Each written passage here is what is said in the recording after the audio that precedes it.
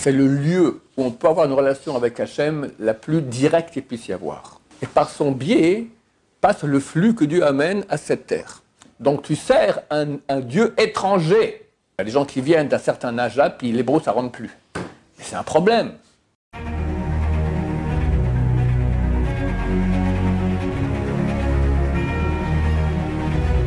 Ce cours est dédié pour l'élévation de l'âme au Gan Eden par sa femme, de son tendre époux, Stéphane Yohan Abraham Chaim Ben Shanin Mesouda, de mémoire bénie.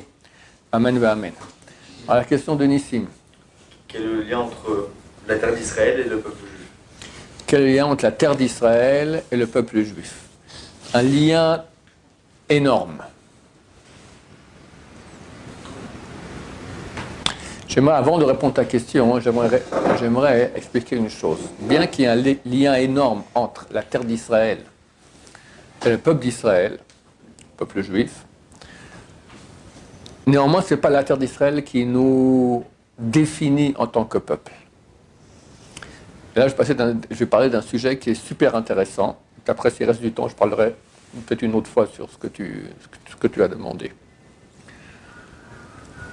Ça rejoint aussi la question qui est tellement actuelle, pourquoi autant d'antisémitisme? L'antisémitisme, c'est une chose, ça fait 3335 ans qu'on le vit. Beaucoup de gens ont essayé de trouver des solutions, dont Theodor Herzl, qui était un journaliste d'un journal allemand, qui était envoyé à Paris pour faire un article sur l'affaire Dreyfus.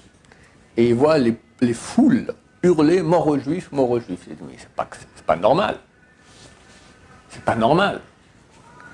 Et il s'est dit, il faut trouver une solution pour ce peuple. Et il a dit, tous les peuples ont une terre, on va aussi donner une terre à ce peuple. Et a commencé comme ça le mouvement sioniste athée. Il était athée. Il n'a pas fait la circoncision à ses enfants, il ne s'y connaissait en rien du tout. Il a créé un pays athée qui a été récupéré par le REVRAV, les juifs anti-juifs, pour rendre le peuple juif goy. Ils ont presque réussi. Ce que les goïms n'ont pas réussi à faire pendant 2000 ans, de rendre ce peuple non pratiquant. Et qu'est-ce qu'ils n'ont pas fait? Quelle souffrance le peuple juif a enduré. Et les goïms ont tout fait pour qu'on arrête de pratiquer. L'Inquisition, les pogroms, les tsars. Phénoménal, phénoménal. Et on est resté juif. Et là, les juifs eux-mêmes ont créé une terre où ils ont dit, fini, pas de Torah. D'accord? Pas Torah, anti-Torah. Anti-Torah. Ils ont presque réussi, en tout cas ils ont réussi à faire que la majorité des Israéliens, peut-être plus aujourd'hui la majorité, parce que depuis le 7 octobre, beaucoup font tchouva, mais étaient non religieux. Ce que les goïms n'ont pas réussi à faire. Donc, Theodor Herzl était la source de ce mouvement-là. Lui, il ne voulait pas faire de nous un peuple, bien qu'il ait écrit une lettre au pape disant qu'il imagine comment un dimanche ensoleillé, on va faire passer tous les juifs à l'église de Saint-Stéphane et là-bas les convertir au christianisme. C'était son but, qu'on soit un peuple comme les autres. Comme les autres. Et comme les dirigeants sionistes athées ont voulu qu'on soit un peuple comme les autres, d'accord, sans religion. Ça n'a pas marché. Comme on voit cela. Parce que tu vois, et tu le vois très fort depuis le 7 octobre, d'accord, on a été attaqué. L'attaque du 7 octobre, c'était digne des pires moments torsionnaires des nazis. Et néanmoins, déjà 1 ou 2 mois après, tu as le monde entier contre toi. Alors que l'armée israélienne est l'armée qui fait le plus attention de ne pas tuer des civils. Le plus attention, elle envoie des millions de messages, des millions de feuillets, des millions de personnel de téléphone aux gens, on va attaquer, partez. Et tu vois le monde entier qui est contre nous. Et on voit qu'en fait, le fait qu'on ait un État, ça n'a rien changé. Il y a toujours l'autre, le même antisémitisme, tout ce qu'il a voulu Herzl, ça a servi à rien. Ça a servi à quoi? Oui, que pour finir, Baruch Hashem, on est sur nos terres, et on peut maintenant commencer à développer sur nos terres le vrai but du peuple juif, qui est la Torah. Et Baruch Hashem, aujourd'hui, beaucoup reviennent à la Torah. Et très bientôt vient Mashiach, et Baruch Hashem, on a réussi. Pourquoi l'antisémitisme? Pourquoi? Jalousie, très, très juste. Hein? Ouais. Jaloux de quoi? Alors c'est marqué que le mont Sinaï, sur la Torah, il s'appelle le mont Chorev. était surnommé Sinaï depuis le don de la Torah au mont Sinaï, parce que Sinaï vient du mot Sina en hébreu qui signifie haine. De ce moment, il y a eu la haine des peuples contre nous. Mais ce n'est pas clair à leurs yeux que nous on a la Torah et eux pas. Les chrétiens, oui, ils savent très bien. Alors ils ont inventé une nouvelle Torah qui ressemble à la nôtre, les musulmans aussi. Mais beaucoup, ils sont l'antisémite moyen que tu as dans le monde aujourd'hui, c'est pas « Ah, tu as la Torah, je suis jaloux ». Quelque chose de beaucoup, beaucoup plus profond. Et là on arrive à la définition du juif. Et c'est super intéressant. Il n'existe pas de définition du juif. Définition rationnelle. Rationnelle. Et comme je dis, je le redis maintenant, celui qui me donne une définition rationnelle du juif, je lui donne 10 000 euros. D'habitude, je lui donnais 1 000 euros, je vais monter à 10 000 euros. D'accord? Pour pas qu'on perde notre temps, je vous donne maintenant les réponses et pourquoi elles sont fausses. Quelqu'un va dire c'est une religion. Faux, parce qu'on peut être non religieux et juif. Le peuple élu, le peuple choisi. Alors, attendez. Je vais donner, c'est une descendance. Tous les descendants d'Abraham, Isaac et Yaakov, de Yaakov. D'accord? Yaakov, c'était prénommé Israël, tous les descendants de Yaakov. C'est faux, parce qu'elle est convertie. Alors, donc c'est pas une descendance, c'est pas une religion, un peuple. Très bien, je suis d'accord, peuple juif. Mais c'est quoi un peuple? Qu'est-ce qui nous définit en tant que peuple? Tous les peuples de la terre sont définis par une appartenance à une terre. Quelqu'un, il habite l'Italie, et à 500 ans, il quitte l'Italie, il déménage en France, ben après quelques années, il devient français. D'accord? Nous, on a quitté la terre d'Israël il y a 2000 ans, et on reste juif. Alors, tu as un juif américain, tu as un juif français, tu as un juif canadien, ok, mais tu es juif. Si c'est la terre qui te définit, ben c'est fini, tu as quitté il y a 2000 ans cette terre, bye bye.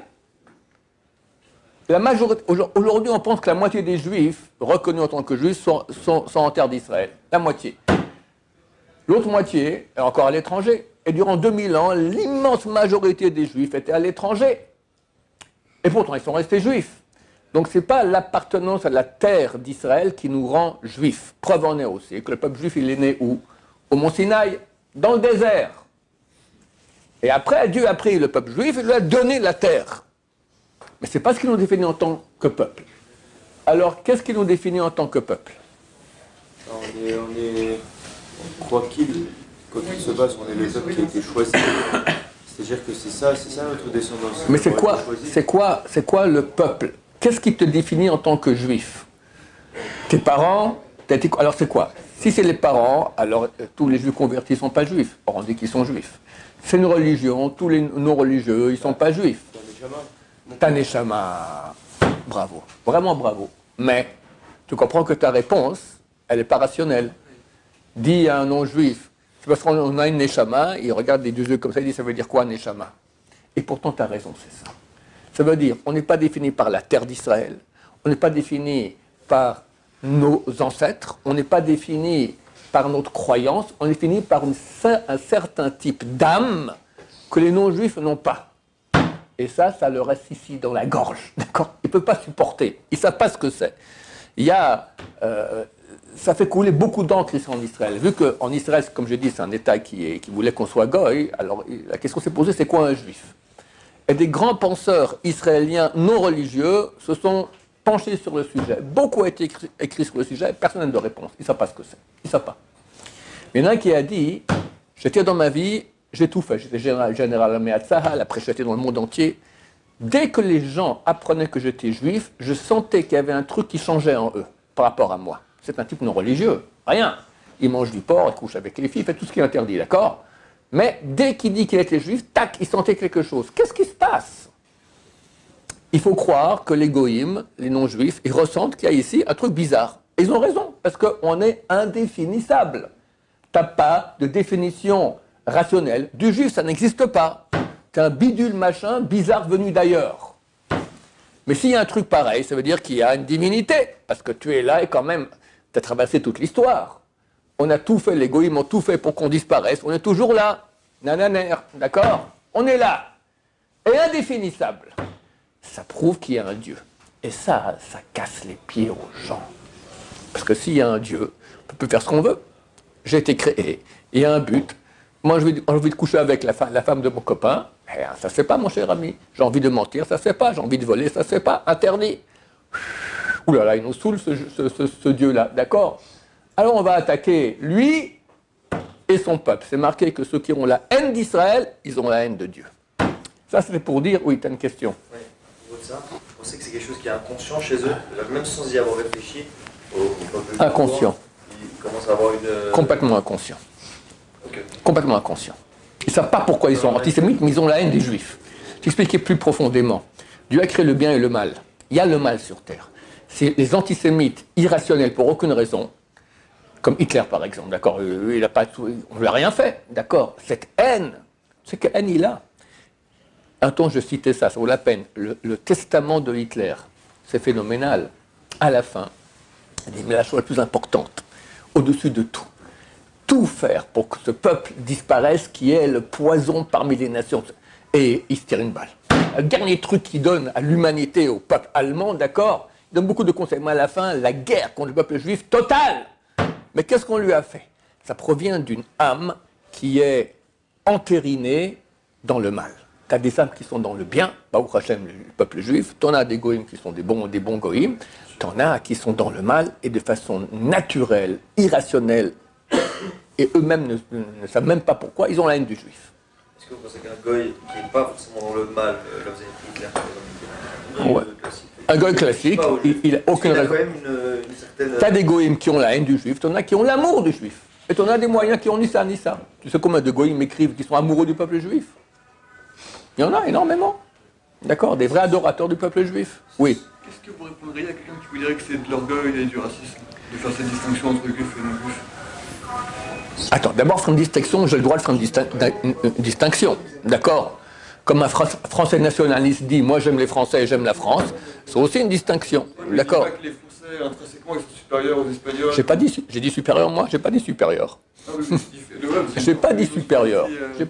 J'ai dit, il est vrai que nous avons une relation spéciale avec le Dieu qui est le seul vrai Dieu, contrairement au Dieu des chrétiens et le Dieu des musulmans, etc.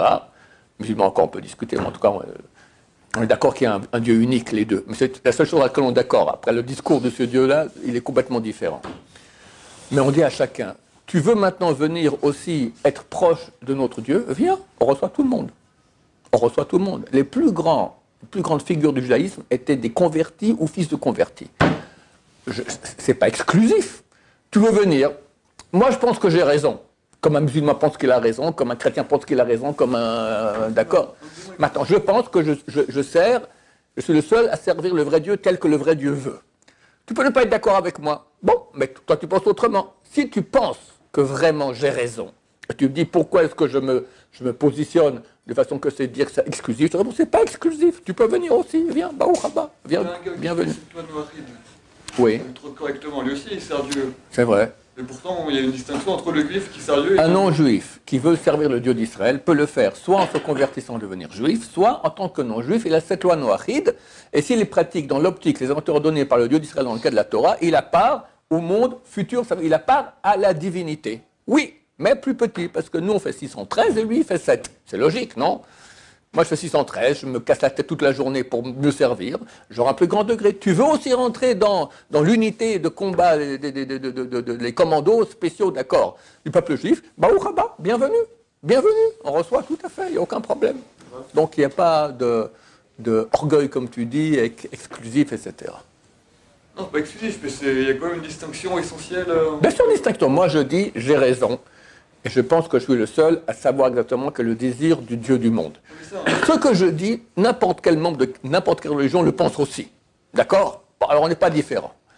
Maintenant, si quelqu'un me dit pourquoi est-ce que tu penses que tous les autres ont tort, moi j'ai des preuves. J'ai des preuves que la Torah est vraie, les autres n'ont aucune preuve. Aucune. Ni les chrétiens, ni les musulmans, ni personne. Nous on a des preuves. Maintenant le type dit mais c'est pas gentil, c'est pas faire comme on dit, c'est pas juste que vous ayez seulement, et nous, on n'a pas. Je lui dis, mais viens, je te dis pas viens, si tu penses que nous, on a, viens, prends aussi. Ah, c'est pour tout le monde. Alors? Oui, mais c'est-à-dire, les non-juifs peuvent dire, vous voyez supérieur à nous. Vous pensez hein?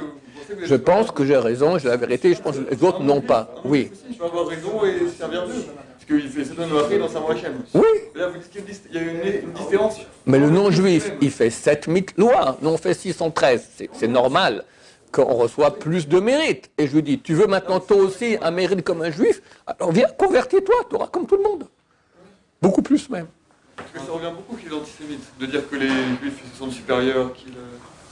Mais si tu penses que je suis supérieur, d'abord, tous les membres de toutes les religions se sentent supérieurs aux autres parce qu'ils croient qu'ils ont la vérité et que les autres sont dans le mensonge. Ok? Prends les Mormons. Je ne crois pas qu'ils ont raison. Prends les, je sais pas moi, les bouddhistes. Chacun croit qu'il a raison. Maintenant, donc moi aussi je crois que j'ai raison. Maintenant, si toi tu crois que j'ai vraiment raison, et se dit, mais pourquoi toi et pas moi? Je te dis, le pas moi, il est faux. Viens, tu peux aussi participer. Donc c'est nickel. Bon, on revient maintenant au sujet. Donc on n'a pas été défini par la terre d'Israël. Néanmoins, cette terre, on l'appelle la terre sainte, parce que c'est le lieu où on peut avoir une relation avec Hachem la plus directe qu'il puisse y avoir. C'est écrit dans le Talmud, traité Ktubot, page 111. Celui qui habite l'étranger, juif, il est Oved Avodah Zara. Il fait de l'idolâtrie. C'est terrible. Pourquoi? Parce qu'à l'étranger, chaque terre a un ministre, un ange spirituel qui est le responsable de cette terre. Et par son biais, passe le flux que Dieu amène à cette terre. Maintenant, quand tu fais une mitzvah à l'étranger, tu mets les tefilines, tu fais Shabbat, alors tu fais monter un flux vers Dieu. Mais ça passe par l'ange. Et l'ange, il prend aussi un tribut à lui. Donc tu sers un Dieu étranger. Cet ange-là, c'est comme un Dieu, d'accord? Tu sers maintenant un Dieu étranger. Donc c'est clair que c'est beaucoup mieux d'habiter la terre d'Israël. Oui. Mais, alors, par exemple, le Rebbe Lubavitch, qui n'a jamais venu en Israël, Ouais. pour lui c'est le même cas ou Bien sûr, bien sûr, bien sûr. Et il le savait, pourtant il n'a pas emménagé ici, mais pourtant... Je vais te dire. C'est une bonne question, ça me permet de dire quelque chose que beaucoup de gens ne savent pas. Quelqu'un qui vit en Israël, il n'a plus le droit de quitter Israël. Il est bloqué ici. On peut quitter Israël que pour 3 raisons. Et une 4e. 1, s'il y a la famine ici, on ne s'arrange pas financièrement. 2, pour aller sauver des juifs à l'étranger, des goïms qui veulent leur faire du mal.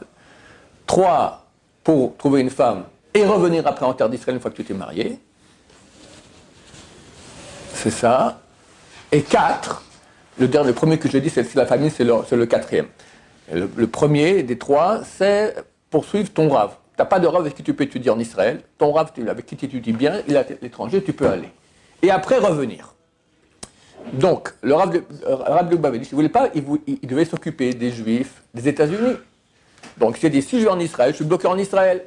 Donc, je reste aux États-Unis. Voilà. Et Kibbutz Avraim? Kibbutz Avraim, non. Il y a une tchouva d'un grand rabbin au Moyen-Âge. Un gosse de 15 ans voulait quitter ses parents pour aller en Israël. Il va faire Kibbutz Avraim, lui dit, tu vas en Israël. À l'époque, quand on partait en Israël, c'est fini, on ne les voit plus jamais, les parents. D'accord? Même qu'on a, bien sûr, le Kibbutz Avraim n'a pas de poids par rapport à habiter la terre d'Israël. Si nos parents nous demandent de venir en France, c'est qu'on y va, on fait une faute? On ne doit pas le faire? Si tu vas pour aller revenir, ça va. Oui, mais on a toujours l'objectif de revenir en Israël. C'est-à-dire que soit quand il y a le Mashiach, ou soit pour y habiter. Mais... Je te dis, tu n'as pas le droit de quitter normalement. Mais c'est vrai que... Tu vas quitter si tu reviens un jour. Tu quittes pour en attendant. D'accord. Tu quittes pour en attendant. Tu vas quitter pour en attendant. Tu quittes pour peu de temps. Prends une pause, par exemple. Je vais te raconter une histoire. Moi, pendant presque 30 ans de ma vie, je partais tous les mois, au moins, des fois même 19 fois, je suis parti en une année, en France, pour faire des séminaires le week-end, pour amener des juifs à la Torah. Un beau jour, j'en ai eu marre, je suis allé voir le grand de la génération, je lui disais, problème, tic-tac-tac, il m'a dit, c'est bon. La direction ici, le Rabbi Chaim, il m'a dit, mon cher ami, il faut que tu fasses un dîner de gala, on a besoin d'argent. Je dis, je ne vais plus à l'étranger. Par moins de 24 heures. Tu prends l'avion le dimanche soir tu fais les galas, tu reviens le vol de nuit. D'accord? Moins de 24 heures en France.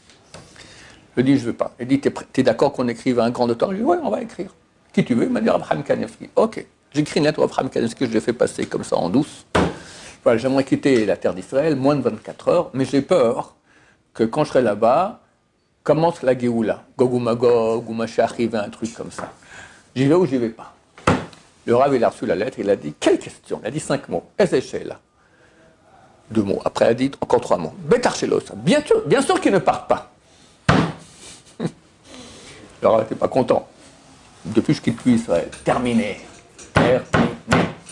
Alors, c'est pas tous les rabbins sont aussi durs sur ce point que le Rav Chaim Kanievski. D'accord? Il y en a qui autorisent même pour aller voir les beaux paysages de l'étranger et revenir. On peut. D'accord? Il y en a qui autorisent cela. Mais il faut savoir qu'à l'étranger, tu es dans la gueule du mal, et ici, tu es dans la bouche de la sainteté. Et c'est une très très grande différence. Un exemple. À l'étranger, les fêtes font 2 jours. Ici, 1 jour. La raison profonde, c'est quoi? La raison superficielle, c'est parce qu'on a peur qu'on va un beau jour.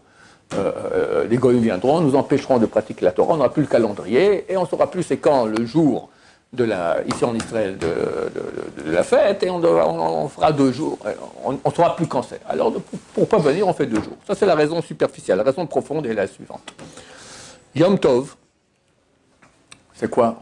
Jour de fête. Mais Yom Tov, ça signifie en hébreu quoi? Jour bon. Qu'est-ce qu'il a de bon ce jour? Il est bon qu'on fait des bonnes choses à manger. Mais quand Dieu dit un jour bon, il parle d'autre chose. C'est quand la première fois on voit le mot Tov apparaître dans la Torah. Bayar Elokim et Or ki Tov. Dieu vit la lumière qu'elle était bonne. On parle de lumière. Quelle lumière? Celle du néon, celle du soleil, lumière spirituelle. Yom Tov, c'est un jour de lumière. Tu as une lumière spirituelle énorme qui vient en toi. Et les gens qui sont saints peuvent la ressentir. Pourquoi on fait 2 jours à l'étranger? Parce que c'est tellement impur l'étranger que cette lumière ne peut pas passer. Il y a des écrans. Ça prend 2 jours, et comme le Rav Yosef, et on espère qu'en 2 jours ça passe. On n'est même pas certain que tout va passer. Alors comment ça se fait qu'il y a des rabbins qui habitent encore en Amérique? Parce que si demain tous les rabbanim ils étaient à déménager en Israël, ça n'influencerait pas une... Si tous les rabbanim quittent l'Amérique, tous les juifs américains, ils vont s'assimiler. Il faut des rabbins qui enseignent aux juifs la Torah. Et tu ne penses pas que ça fera peut-être l'inverse, que ça amènera les... Jamais de la vie. Même lorsque les Ishmaélites en France, ils encouragent les juifs à partir en faisant toutes sortes d'attentats contre les juifs de France, il y en a qui bougent, il y en a. Je crois que l'année passée, il y a eu 2-3 000 inscriptions pour l'Aliyah. Sur 300, 1400 ou 500 000 juifs qu'il y a en France. D'accord? C'est 1%. Choum d'avar, c'est rien. Et c'est compréhensible. Quelqu'un, il a sa parnassa, il a son gagne-pain, il a les allocs, il a tout ce que tu veux. Venir en Israël, il n'a pas la langue, il n'a pas de métier, etc. Il va partir en cacahuète. Est-ce que vous pensez qu'Israël est un pays adapté pour des nouvelles personnes? Oui, mais ça dépend qui, quoi, comment, donc où. Il faut aller voir des grands Torah et prendre conseil. Pas tout le monde peut faire la Aliyah. Certainement pas. Par exemple, le Rabbi de Kalov disait que si tu as des enfants entre 5 et 18 ans, tu ne fais pas la Aliyah. Les enfants français ou américains, ils viennent, ils sont gentils, ils viennent ici, ils sont ratatinés. Les Israéliens, c'est des gens solides, d'accord. Ils ne tiennent pas le coup. Le choc, il est énorme. Beaucoup de parents français qui sont nés en Israël, leurs enfants sont devenus non religieux. Il faut comprendre. Et en plus, il y a des pièges. Il y a des écoles pour ces gens-là qu'on appelle soi-disant religieux, et on les enseigne à être non religieux. Énormément. En Israël, oui, absolument. J'ai eu la même chose ici. Voilà. Je me sentais plus religieux avant de venir en Israël, quand j'étais jeune, pour habiter avec mes parents. Ouais. Une fois que je suis venu, j'ai l'impression que j'avais tout l'âge. Ouais, parce qu'on t'a mis dans une école mi-religieux dont les élèves deviennent non religieux. On aurait dû te mettre dans le monde orthodoxe. Mais orthodoxe, tu auras pété un câble. Parce que c'est ting, d'accord, fermé. Alors c'est très difficile pour ce garçon-là. Donc il y a des rabbanim qui disent oui, il y en a qui disent non. Chaque fois que quelqu'un veut monter en Israël, il doit voir les grands rabbins d'Israël prendre conseil chez eux. Quelqu'un m'a écrit dernièrement. Elle a fait un séminaire ici, elle s'est mariée, ils ont 2 enfants, son mari peut faire un métier ici, mais ils hésitent qui, quoi, comment. Je ne peux pas vous répondre. Allez voir Rabbi David Abou Hatzera, un Ariel, ils sont allés, ils m'ont dit c'est bon, il a dit oui. J'ai un ancien élève, il est là maintenant, c'est un très grand médecin ici en Israël. Et pendant 2-3 ans, le rabbi a dit non, pas encore. Il dit maintenant c'est bon. D'accord? Il voit des choses que nous on ne voit pas. C'est une question grave. Mais il faut savoir que si quelqu'un peut monter en Israël, c'est le plus grand cadeau qu'il puisse y avoir. Oui. Vous demandez comme ça, vous demandez est-ce que je dois faire la lien? Est-ce qu'on doit vraiment demander un conseil comme ça Oui, bien sûr, parce que pour certains camps, tu diras non, ne monte pas, ne fais pas. Si tu n'as pas de métier, tu peux parler la langue. Tu as des enfants qui ont 12-13 ans, fais pas ton aliyah, jamais de la vie. C'est échec assuré. Échec assuré. L'aliyah, elle est dure. Chaque mitzvah, elle est dure. Monter en Israël, c'est énorme comme mitzvah. Donc, forcément, ça ne sera pas facile. Mais ceux qui viennent, c'est pour la religion, c'est pour se rapprocher de Hachem. Oui, oui. Et des fois, quelqu'un en France, il peut étudier la Torah à mi-temps, 5-6 heures par jour. Ici, il ne peut pas le travail, c'est tellement dur ici, qu'il bosse toute la journée, il ne s'en sort pas. Alors, elle est où ta Torah? Reste en France, tu aurais pu étudier beaucoup mieux qu'ici. Chaque cas doit être analysé. Moi, je parle maintenant théoriquement. Théoriquement, c'est la Terre sainte. C'est fantastique. Parce que lorsqu'on a la fin des temps que nous attendons très bientôt, il y aura une protection plus grande ici qu'à l'étranger. Aussi, ça vaut la peine de venir vite maintenant pour recevoir Mashiach. Mais il faut être capable de venir. Pas tout le monde a les moyens. Oui. Est-ce que même un jeune comme nous, il doit aller demander à un rabbin? Non. Un jeune comme toi, ça va. Tu viens sans... Le meilleur moment de sa vie pour venir en Israël, c'est à votre âge. Tu es jeune. Tu es jeune, c'est facile, tu ne dois rien à personne. Après, tu te maries, allez, la femme te dit oui, non, mais moi je reste proche de ma mère, etc. C'est très compliqué. Tu viens ici quand tu es jeune, c'est la meilleure des choses à faire. Ah, pas besoin de demander. Pas besoin de demander. Même s'il peut y avoir des problèmes de Barnassa ou quoi, quand même. Comme on a dit, Ça va, regarde, on est un peuple, je ne sais pas combien il y a 8 millions de juifs maintenant ici en Israël, d'accord? Tous sont arrivés avec rien. Peu sont arrivés avec les millions dans la... Il y en a qui ont tout lâché, sont venus avec rien. Et voilà, Baruch Hashem, Dieu, il aide. Je ne dis pas que c'est facile, mais je dis que c'est possible. D'accord? À ton âge, quelqu'un qui est jeune, il peut venir, commencer à faire un métier, il fait un ulpan, il apprend l'hébreu, etc. Il faut apprendre l'hébreu. D'accord? Quelqu'un, il y en a qui... Il y a un autre problème. Il y a des gens qui viennent d'un certain âge là, puis l'hébreu, ça ne rentre plus. Mais c'est un problème. Je veux dire, tu peux rien faire tout seul. C'est compliqué. Donc, il faut apprendre l'hébreu. Tov, qu'est-ce qu'on a à dire encore sur cette terre d'Israël extraordinaire? C'est très mauvais de conseiller à des amis, viens en Israël, viens faire ton aliyah, tu seras mieux ici. C'est pas dans tous les cas qu'on peut conseiller cela. Pas dans tous les cas. Pas dans tous les cas. Je dis, c'est très bien quand c'est possible. Est-ce possible? Est-ce que c'est bien? On va voir les grands de Torah, qu'on va voir Kodesh et qui pourront trancher. Alors, ou le Yanouka, ou le Rabbi David Abu Hassera Naria. Et eux te diront oui ou non. Baruch Adonai, l'olam, amen, va amen.